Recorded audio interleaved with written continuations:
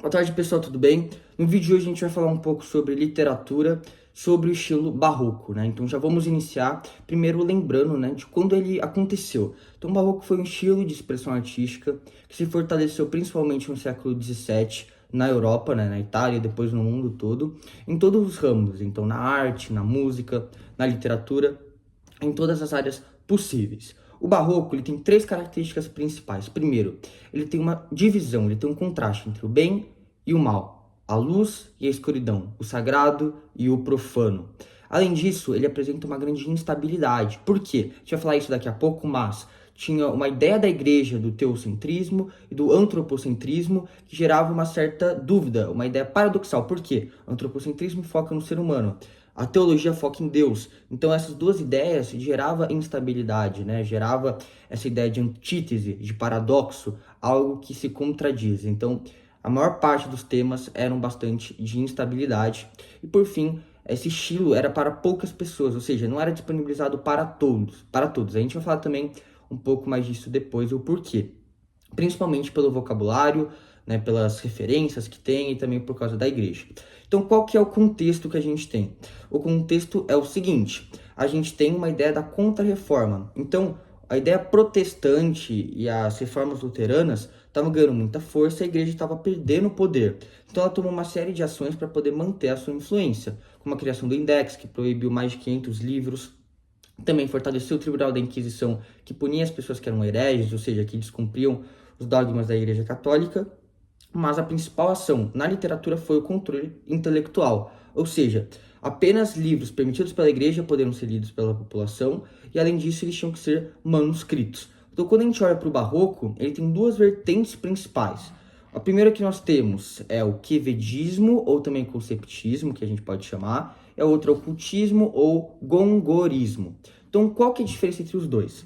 Primeiro, o quevedismo ele vai ser uma forma argumentativa de apresentar uma tese.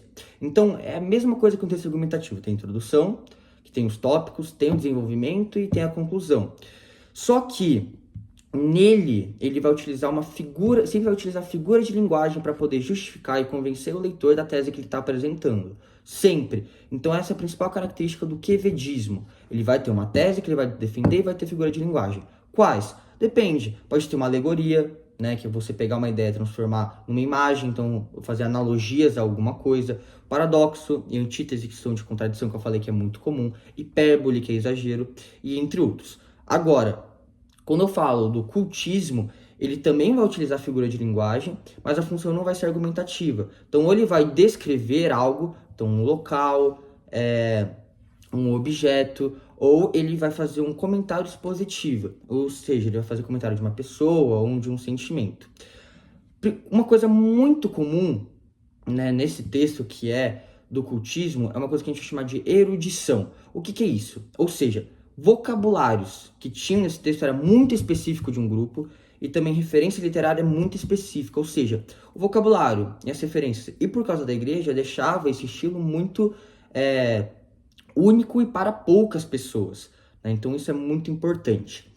Beleza, então quando a gente olha aqui no Brasil, quando tudo começou, foi principalmente no Nordeste. Por quê? A literatura se fortalece principalmente no local onde a atividade econômica é mais forte. Na época, a principal economia era o açúcar, portanto, no Nordeste, Salvador era mais forte, né? Onde a economia girava, então fortaleceu o Nordeste e a ideia barroca lá. Então, o primeiro cara que fez esse estilo foi o Padre Vieira. Então, primeiro, a formação, ele era um jesuíta, ele se formou na academia, né? De Salvador, e como ele era jesuíta, ele tinha o objetivo principal de catequizar. Então, qual que era o estilo literário dele? Era barroco e de sermão. Sermão é um estilo que a gente tem na Igreja Católica moralizante, ou seja, ele pega um tema e ele argumenta em cima dele para poder convencer o leitor ou ele entender, né, uma certa ideia de que é o que ele está apresentando. É muito comum, por exemplo, quando o padre ele vai falar um pouco do evangelho, aquilo é um sermão. Então ele fala da leitura ou de algo que está na Bíblia. E aí ele utiliza a ideia barroca juntamente a isso. Então a ideia barroca traz aquela ideia principal, né, da instabilidade, do bom e do mal. Então ele vai tentar convencer, né, o leitor de alguma ideia que está na Bíblia através de figuras de linguagem, porque ele usava muito, principalmente, a literatura quevedista. Então ele apresentava uma ideia, um tema, Ele argumentava nesse tema que era da Bíblia, trazendo uma moral, a ideia do sermão, a ideia também do bem e do mal, das figuras de linguagem, e depois concluía o seu pensamento.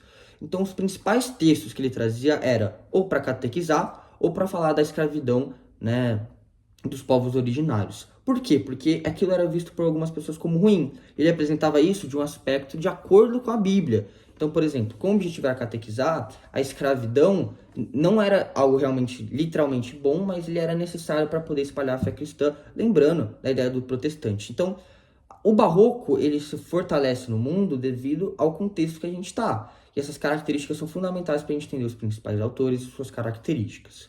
Bom, pessoal, então do barroco é só isso, não tem muita coisa. É importante que vocês leiam, né, os textos que tem no livro, identificar, essa aqui é a tese, essa é a conclusão, essa aqui é uma figura de linguagem, por tal motivo, esse aqui é um quivedista, esse aqui é um cultismo, por quê? Então tudo isso auxilia vocês entenderem o tema, certo? Bons estudos, valeu!